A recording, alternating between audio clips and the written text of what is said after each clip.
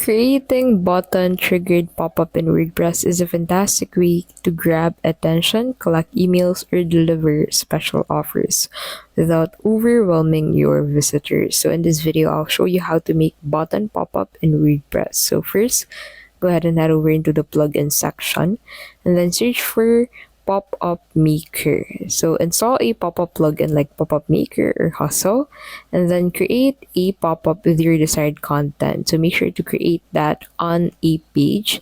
So make sure to select the page where you want this to be added, and then go ahead and create your pop-up with your designed content. Set the trigger to on click and assign it to a button using a CSS class or shortcode, and then style the button and place it anywhere on your page or post. You can also create a pop-up template using WordPress Elementor. So design your pop-up with forms, images, or text, and add a button and use dynamic tags or CSS ID to link it to the pop-up.